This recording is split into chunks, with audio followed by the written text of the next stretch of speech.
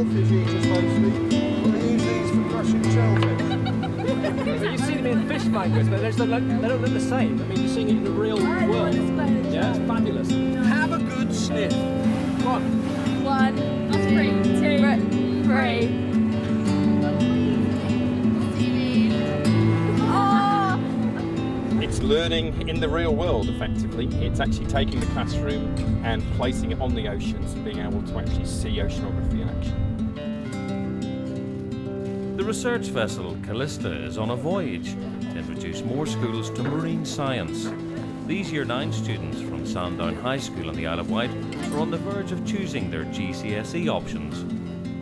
Will the Discover Oceanography programme inspire them to choose science?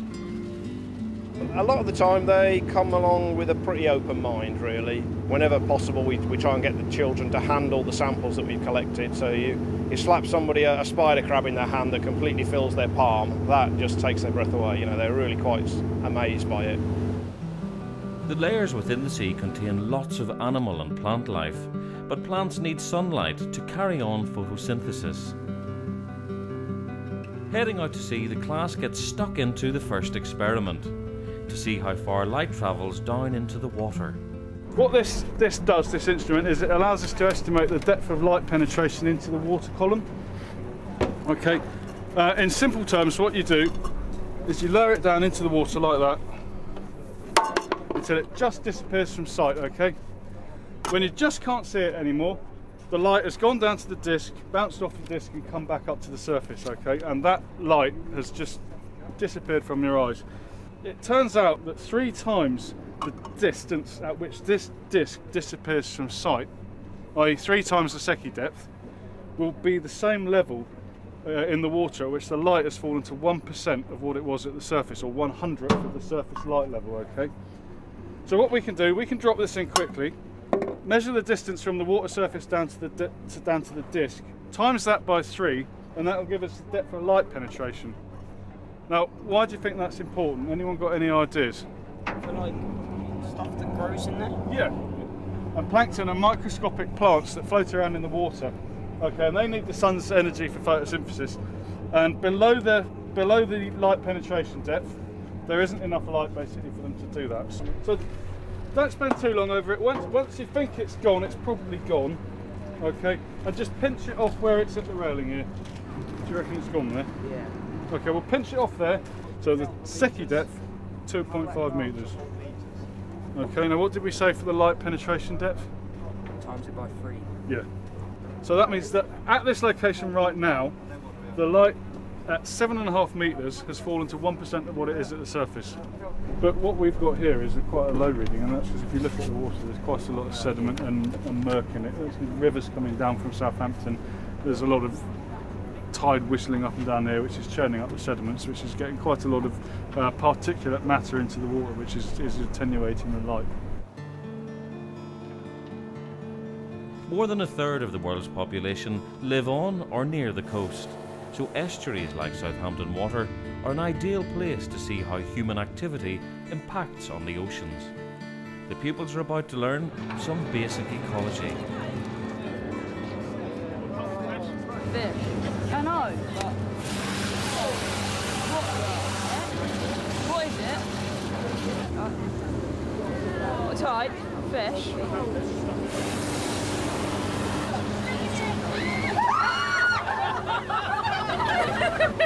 You right, Charlie? Quite amazing creatures. As you can see, they change colour. And they actually communicate with each other by changing colour. Yeah, you can have a quick touch. Be very gentle with it.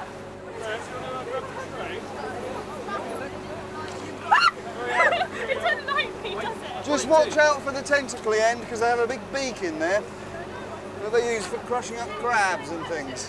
Yeah, that squirt of water is it's one of their ways of moving. And if we look here, the reason we've got a lot of cuttlefish here at the moment is because they're all coming in to spawn. And those are the eggs of the cuttlefish. Really? Yeah, so you can pass those round.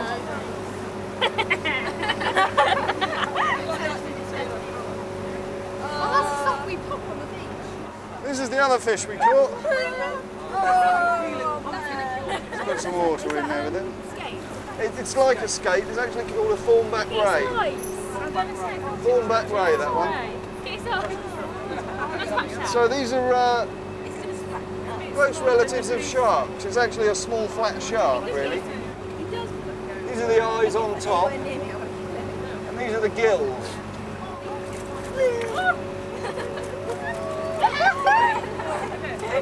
This is the mouth. These are shellfish eaters mostly.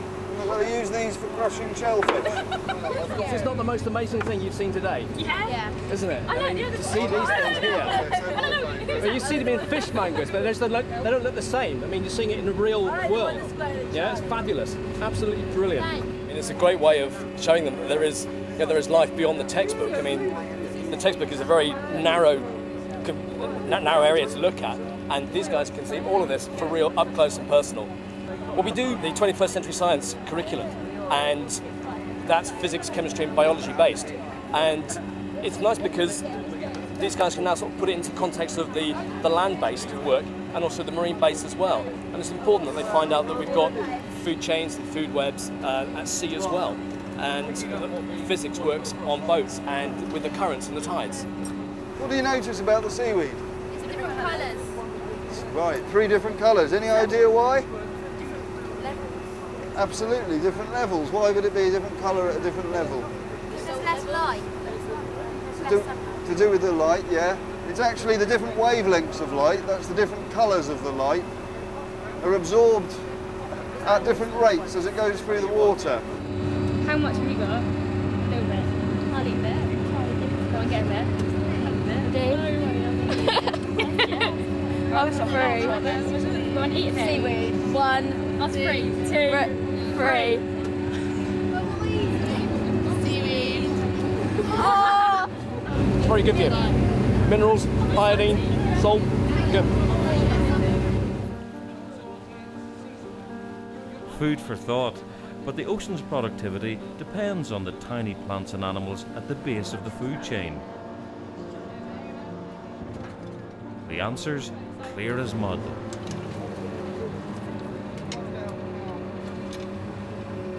Right, before you touch it, have a look at this lighter area on the surface. Now, this is the oxygenated layer.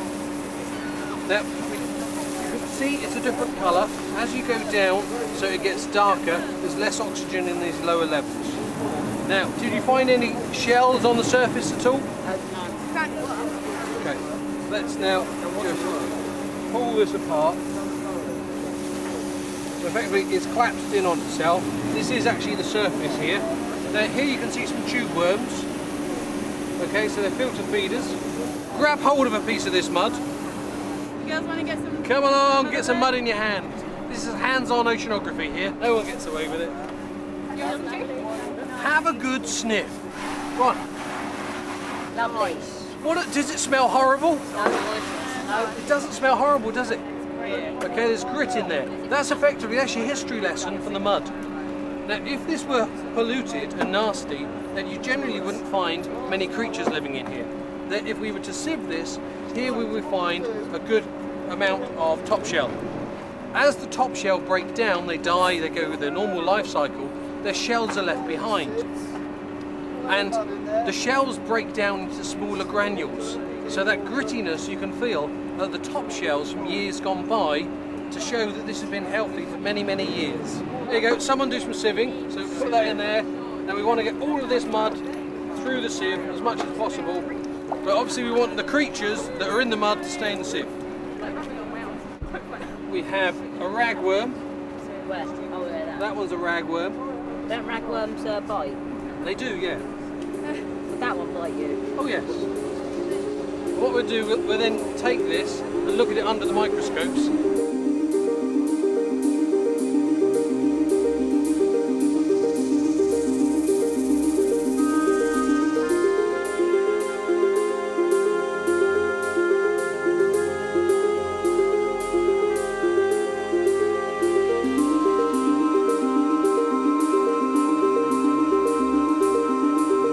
These are some of the things we sieved out of the mud. So that's one of the worms. So all the way down the side it's got these sort of like paddles, and they've got a clump of bristles coming out of each paddle there, and they actually use those to help them burrow and swim.